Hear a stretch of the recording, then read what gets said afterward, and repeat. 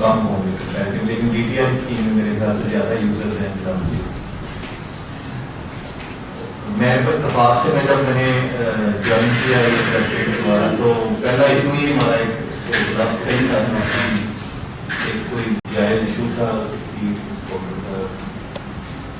Actually ہوتا یہی ہے کہ ہم لوگ جب بھی کوئی قانون بناتے ہیں یا رولس بناتے ہیں اس کے تحت وہ جو رولس ہوتے ہیں وہ آپ کی ہو سکتا ہے جو بھی ایگزیکٹ پوزیشن ہوتی ہے بزنس کی یا اکاؤنٹنگ کی یا کوئی اور مسئلہ ہو گیا اس کو شاید کور نہ کر رہا ہوں، اس میں کوئی تھوڑا بہت کئی دفعہ معاملہ آ جاتا ہے، کئی دفعہ مزید وضاحت کی ضرورت ہے۔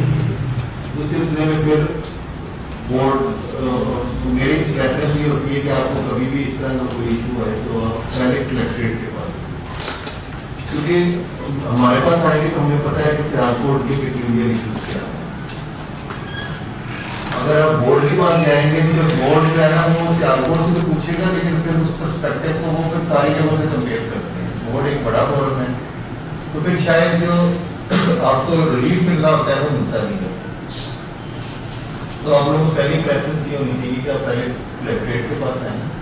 اگر آپ سب کلیکٹریٹ آپ کا ایشو ریزالو نہیں کرتا پھر آپ اس میٹر کو ٹیک اپ کریں ہائر فورم سے، چیف کلیکٹر کے پاس بھی جا سکتے۔ وہ ایشو میں نے جب دیکھا تو اتفاق وہ آلریڈی ایک میٹر جو ہے وہ ایسے معاملے سے ریلیٹ کرتا تھا کہ جو آلریڈی ایکسپورٹ ہو رہی ہے، امپورٹ ہو رہی ہے، ایکسپورٹ ہو رہی ہے۔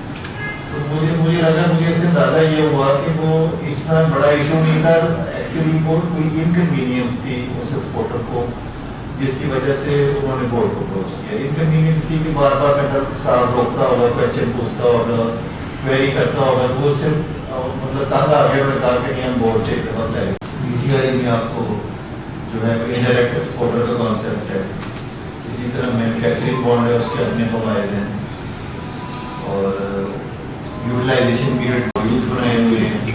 تو وہ اس مانیٹرنگ کو جو ہے نا اس سے ہمارے پاس لمیٹیڈ ریسورسز ہوتے ہیں، تو ایکچولی پھر اس کا الٹیمیٹ کیا ہوتا ہے کہ زیادہ ایکسپورٹر کو روکنا پڑتا ہے۔ تو اسی سلسلے میں پھر ایکسپورٹرز جو ہمارے چیمبرس تھے اور جو اتھارٹیز تھیں، ایسوسیشنز تھیں، انہوں نے مل کے پھر یہ ڈیسائڈ کیا کہ ہم ان کو مرج کرتے ہیں۔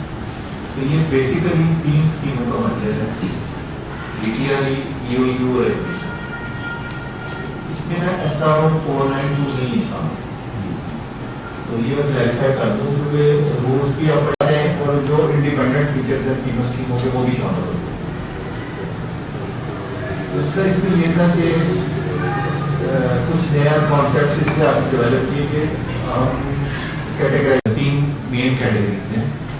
مینوفیکچرر کا ایکسپورٹر کی جو ہے نا وہ اے کیٹیگری ہے، اس کے ڈیفائن اس کو انہوں نے اس طرح کیا ہوا ہے کہ جو اپنے پچھلے سال کی جو پروڈکشن ہے اس کا 60% جو ہے وہ ایکسپورٹ کرے گا۔ اس کنڈیشن کو مینوفیکچرر کا ایکسپورٹر نہیں فلفل کرتا تو وہ پھر بی کیٹیگری میں آ جائے گا۔ پھر اس کے علاوہ جو ہے نا نئے کانسیپٹس ایک تو آلریڈی ایگزسٹنگ تھے، جیسے آپ کو پتہ ہے ڈی ٹی آئی میں انڈائریکٹ ایکسپورٹر کا کانسیپٹ تھا، وہ بھی اس میں آ گیا۔ پھر کمرشل ایکسپورٹر بھی اس کو اویل کر سکتا ہے، وہ بھی ایک کانسیپٹ ہے۔ پھر اس کے علاوہ 2 نئے کانسیپٹس آئے ہیں، ٹول مینوفیکچرر اور ایک ہے کامن بارڈر ویئر ہاؤسز۔ ان کے بارے میں آپ کو بریف کروں گا، وہ بڑے اچھے کانسیپٹس ہیں۔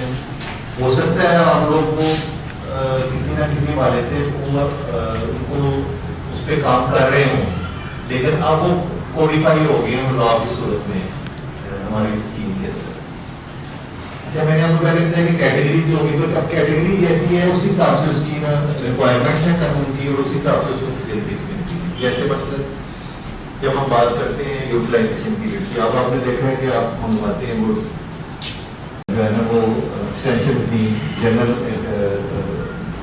آرڈر کے تحت کے لیے خاص ڈیٹ تک ساری ایکسٹینڈ کر دی۔ میرا لاسٹ ٹائم 31/12/2021 تک ہوگی، تو وہ آپ کو پرابلم پھر بھی رہتی ہے کسی نہ کسی وجہ سے، کسی کا میٹرک یوٹیلائز نہیں ہوتا، آرڈر کینسل ہو گیا یا کوئی اور سرکمسٹانسز آ گئے کہ کوئی انفارچونیٹ انسیڈنٹ ہو گیا، فیکٹری میں نقصان ہو گیا، کوئی وجہ ہو گئی، تو وہ ایکسٹینشن کے لیے پھر آپ کو اپروچ کرنا پڑے گی۔ یعنی جو کیٹیگری ہے اس میں انہوں نے انڈیمنٹی بانڈ اور پوسٹڈ چیک کرتے ہیں باقی اسکیم کریں۔ کے علاوہ آپ کی اس میں آئی او سی او کے حوالے سے بہت جو کنسرن ہے کہ آپ لوگ کو جیسے ہی کوئی اپروول لیتے ہیں پھر آپ کا کیس پہلے تو پروویژنلی آپ نے کی پھر وہ آپ کا آئی او سی او کے پاس چلا جائے. تو آئی او سی او کے حوالے سے نا اس میں کافی ڈیٹیل اگر آپ پڑھیں گے نا تو آپ کو پروویژن نظر آئیں گے. اس میں ٹائم لائنس آ گئی ہیں کہ خاص ٹائم لائن کے اندر انہوں نے اپروول دینا. اگر اس کے بعد نہیں دیتے جیسے ایک میں 30 days ہے, 30 days نہیں دیتے تو آپ نے جو سیکریٹ کیا وہ کوئی فائدہ نہیں. پھر اس میں اپیل کا حق مل گیا, یعنی اگر ایک ڈائریکٹریٹ میں آپ کی آئٹم کی ہوگی یا ڈیٹرمنٹ اس کی ڈیٹا بیس مینٹین ہوگی وہ یہ اپلائی کر دی جائے گی. اور اس کے علاوہ جو اور بنیادی اس میں ایک فیچرز ہیں وہ ٹول مینوفیکچرنگ کا کانسیپٹ ہے. ٹول مینوفیکچرنگ جو ہے وہ سمجھ لیں آپ جیسے باہر کے ملکوں میں آپ کے کوئی کلائنٹس ایسے بیٹھے ہیں, وہ آپ کو کوئی پروڈکٹ دیکھتے ہیں, کوئی اس کے اوپر پروسیسنگ کرنی ہے اور واپس ان کو دیکھتے ہیں. جیسے وہ آپ کو وہاں سے کوئی شرٹس بھیج دیں اور آپ کو کہا جاتا ہے کہ آپ اس میں یہ بٹنس وغیرہ فکس کر کے ہمیں واپس بھیج دیں. مثال دے رہا ہوں, تو اس طرح کی کوئی اسپیشل ورک جو یہاں پر ہو سکتا ہے اور باہر کسی وجہ سے نہیں ہو رہا تو وہ آپ کو یہاں بھیجتے ہیں, آپ ان کو وہ سروس پرووائڈ کر کے واپس ایکسپورٹ کرتے ہیں. یہ کانسیپٹ جو ہے نا ٹول مینوفیکچرنگ کا وہ اس نئے پی ایف اسکیم کا حصہ ہے. اس کا ماڈیول بھی تیار ہو گیا اور ایکسپورٹ کر دینا. اس کے حوالے سے پھر میرے خیال سے ای آئی ایف کی ریلیکسیشن بھی ہو. تو اس کے علاوہ جو ایک بڑا کانسیپٹ ہے وہ ہے اس کا کامن کانٹریکٹ ویئر ہاؤس کا. تو وہ کامن کانٹریکٹ ویئر ہاؤس جو ہے وہ ایک پہلے بھی ایگزسٹ کرتا تھا ہمارے لا میں, لیکن اس کو کبھی یوٹیلائز نہیں کیا گیا. جب سے وہ ہمارے لا میں ایگزسٹ کر رہا تھا وہ ایک ایسی اسکیم تھی جس میں جو آپ کے ایکسپورٹر حضرات کے لیے ہی وہ بنائی گئی تھی کہ جو common raw material, basic raw material, components, سب کمپوننٹس جو مختلف انڈسٹریز میں یوز ہوتے ہیں, وہ اسکیم کے تحت ایک بہت کامن کانٹریکٹ ویئر ہاؤس کے اندر آتے ہیں اور وہاں سے وہ ایکسپورٹرس کو سیل ہو سکتے ہیں. کیونکہ جو ایسا 492 میں چھوٹے ہمارے اسمال اور میڈیم انٹرپرائزز ہیں وہ ایک چیز کے لیے بار بار آپ جو ہے امپورٹ بائی سے کرتے ہیں, اس کے لیے آپ کو کاسٹ زیادہ لیونس کاسٹ ہوتی ہے. تو دوسرا یہ ہے کہ کئی دفعہ حالات موافق نہیں ہوتے, آپ کو انشورنس بہت زیادہ پڑ جاتی ہے, اور بھی بڑے ایشوز آ سکتے ہیں. اس کے لیے میں نے اسکیم دی ہے کہ یہ ایک کامن کانٹریکٹ ویئر ہاؤس جو بھی کمپنی ایک کمپنی لے لے اس کے پاس یہ سارے ڈیلز پڑے ہوں. وہ ایک طرح سے اسمال اینڈ میڈیم انٹرپرائزز کے لیے بڑا یوزفل کانسیپٹ ہے. یہ میں نے سرجیکل ایسوسیشن کی میٹنگ کے اوپر جو ہے ان لوگوں نے اس کانسیپٹ کو بہت اپریشیٹ کیا. کہتے ہیں جی ہماری انڈسٹری میں تو یہ بڑا یوزفل ہے کہ اگر ہم کامن کانٹریکٹ ویئر ہاؤس ایک لے لیں اور اس کے اندر جتنے بھی جیسے جو نارملی آئٹمس کنزیوم ہوتے ہیں تو اس کے حوالے سے وہ رکھ لیں, اور جو چھوٹے یونٹس ہیں یا باقی بھی ایکسپورٹرز ہیں وہ بجائے اس لیے کہ ہر دفعہ خود امپورٹ کریں اور اس کی کلیئرنس کروائیں, وہ یہیں سے اس کو خریدیں. ایکسپورٹ کی ڈی فائل ہوگی, آپ اپنے آپ کی کسٹم کلیئرنس بھی ہو جائے گی اور ساتھ ہی آپ کی وہ ریفلیکٹ ہو جائے گی آپ کے آئی آر ایس کے ریکارڈ کے اندر بھی اور آپ کے معاملات. تو یہ دوسرا اس کا نام مین ایک کانسیپٹ ہے. کوآرڈینیشن اور کوآپریشن کے ساتھ کام کرتے رہے ہیں. وی آنیسٹلی فلی اپریشیٹ کہ یہ جو ابھی یہ نیا جو لا بنا ہے یا جا رہے ہیں یا امپرومنٹس آ رہی ہیں, یہ ڈیفینیٹلی سمپلیفائی کریں گی چیزوں کو اور ہیلپ بھی کریں گی. لیکن تھوڑا سا ہماری وہ اپریہینشن اس میں یہ آ جاتی ہے کہ جب بھی کوئی نیا قانون یا نیا لا آتا ہے, آپ دیکھیں آپ نے ساری وہ ٹیمپریری امپورٹ کی جو اسکیمز ہیں ان کی بات کی ہے, ایکسپورٹ اورینٹڈ یونٹ کی بات ہوئی ہے, 492 کی بات ہوئی ہے. تو یہ ساری چیزیں اس کو جو سیالکوٹ کی آپ تو ماشاءاللہ آپ نے پہلے کلیئر کر دیا کہ مجھے پوری انڈرسٹینڈنگ ہے کہ ورکنگ کس طرح ہے. ان اسکیمز کو جو مینوفیکچر کم ایکسپورٹرز ہیں وہ آپ کہہ لیں 20% اویل کرتے ہیں.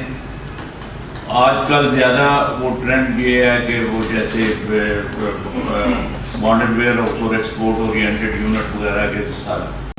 تو اس لحاظ سے ابھی میں چاہتا ہوں کہ جو لوگ ابھی آنا شروع ہوں گے وہ سسٹم کو سمجھ بھی جائیں گے، اور بائی دا ٹائم یہ ڈیڈ لائن آئے گی وہ اس کے جو بھی ہرڈلز ہیں باٹل نیکس ہیں وہ ہم ان کے ریموو کر چکے ہوں گے، وہ اسموتھلی جو ہے ان کا کاروبار چلتا ہے. نہیں انشاءاللہ ہم سپورٹ کرتے ہیں. دوسرا اس میں یہ ہے کہ یہ ابھی میں نے آپ کو بتایا کہ کچھ ماڈیولز ہیں وہ ابھی ڈیولپ ہو رہے ہیں، وہ دسمبر تک وہ ایکچولائز ہو جائے گا عنقریب ود ان دس ایئر.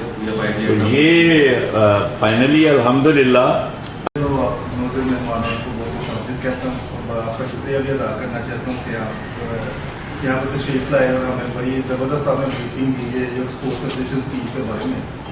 میں سر ایک تھوڑا سا سوال پوچھنا چاہ رہا تھا کہ آپ کچھ انفارمیشن دے دیں کہ ہمارے کسٹمرز اگر ہمیں کچھ کمپوننٹ سینڈ کرنا چاہتے ہیں، لیٹس سے ہم گلوز بناتے ہیں اور اس کی لائننگس یا کوئی تھریڈ یا کوئی ایسا کمپوننٹ، تو کیا وہ کمپوننٹس ہم GTRE اسکیم کے تحت امپورٹ کر سکتے ہیں؟ اور سیکنڈلی یہ جی جگہ کا ہے بیٹھنے کے، اور ابھی انیشلی ہو سکتا ہے کہ اگر وہ آفس نہیں بھی کریٹ کرتے تو کوئی نہ کوئی آفیسر جو ہے وہ ایک ہفتے میں 3 یا 4 دن میں ادھر بیٹھ جاتا رہے گا. سیالکوٹ میں زیادہ کنسرن ہے اسکیم کے حوالے سے، تو یہ آلریڈی ہم اس پہ کاتے ہیں. میں سمجھتا ہوں کہ بڑی اچھی بات ہے، اور یہ خاص کر چھوٹے اسٹوڈنٹ کے لیے کافی بینیفٹ ہوگا. بات میں یہ کرنا چاہتا تھا کہ آپ اپنی میں جب آیا تھا تو اس وقت آپ FBI کے بارے میں بات کر کے لوگ اپنے چھوٹے چھوٹے مسائل FBI میں لے جاتے ہیں. لیکن میں آپ سے گزارش کرنا چاہتا ہوں کہ لوگ اس لیے جاتے ہیں کہ جب نچلے درجے میں مسائل حل نہیں ہوتے. مثال کے پاس 2 مسائل میں دوں گا آپ کو. ہمارا ایک فٹ بال گول کیپر گلوز ہے، وہ آرٹیفیشل میں بغیر ایکسپورٹ ہوتا ہے. یہ بڑی دفعہ میں نے ہائی لیول پہ بھی اور کلیکٹر لیول پہ بھی، اب تو مجھے نام نہیں یاد کیونکہ 10-15 سال سے ہم اس کو ایکسپورٹ کر رہے ہیں، انہوں نے بھی کہا کہ بھی یہ آرٹیفیشل ہے، اس میں ہارڈ ربڑ ہے. لیکن جب بھی کوئی انسپیکٹر کی اپنی ثوابدید ہے، کوئی اس کو ٹینڈو کر دیتا ہے، کوئی اس کو اوکے کرتا ہے. وہ کہتا ہے نہیں یہ ربڑ ہے، وہ کہتے ہیں نہیں یہ آرٹیفیشل ہے. حالانکہ امپورٹیڈ آرٹیفیشل ہے، وہ اس وقت میرے پاس سیمپل نہیں، میں آپ کو دکھا دیتا ہوں. یہ ثوابدید ہے انسپیکٹر کی، اوکے کرنا یا انولا کرنا. ابھی میری کوئی ایک ہفتہ شپمنٹ گئی ہے، اس پہ اس نے انولا کر دیا. کسی میں نے ایئرپورٹ سے گئی تو وہ میں خاموش ہوں. میں نے کہا ایک تو ریٹ بڑا تھوڑا سا 0.66 تو اس کا ریٹ ہے. اب تو جو ہمیں ریٹ تو نہیں کہوں گا، ڈیوٹی ڈرا بیک ہے. اتنی کم ریٹس ہیں کہ میں سمجھتا ہوں ہم نے اب اس ڈیوٹی ڈرا بیک کو اپنے لسٹ سے نکال دیا. ہم جب سے یہ آٹومیٹک ہوا ہے ہمیں پتہ ہی نہیں چلتا کہ کون سی انوائس کا ریٹ آ رہا ہے، کون سی انوائس کا نہیں آ رہا ہے. تو یہ میں گزارش کرنا یہی چاہتا تھا کہ ہمارے ہاں جب مسائل پیدا ہوتے ہیں تو ہمیں ہائی لیول پہ ضرور ڈیل کرنا پڑتا ہے. دوسری بات یہ ابھی جو باہر سے ہمارے سیمپل آتے ہیں، بہت سی چیزیں آتی ہیں، اس پہ ڈیوٹی لگ جاتی ہے، اس میں DHL کا بھی آتا ہے، پوسٹل کا بھی آتا ہے. لیکن میرے ایک اسٹیکر آتے تھے باہر سے، وہ پرائس اسٹیکر ہوتے تھے، ہم اپنے گلوز پہ اس کو اسٹچ کرتے تھے. دو مقصد ہیں، ایک تو ایکسپورٹ ہے اور اس کے بعد جو ریبیٹ ہے، ڈیوٹی ڈرا بیک ہے، اور تیسرا یہ امپورٹ ہے. جو 3 چیزوں کے لیے ایئرپورٹ ہماری کام کر رہی ہے. تو ایکسپورٹ تو ماشاء اللہ کافی ہو رہی ہے. اب تو ایئرپورٹ سے بھی ایکسپورٹ کافی ہو رہی ہے، آپ کا عملہ وہاں بھی ہوتا ہے. تو یہ اچھی بات ہے، اور دقت نہیں ہوتی یا ڈیلے نہیں ہوتی کہ یہ کسٹم نے روکر کی ہے، اس کی انٹرمائز کیوں گئی ہے، اس کی قیمت زیادہ ہے. تو وی آر تھینک فور.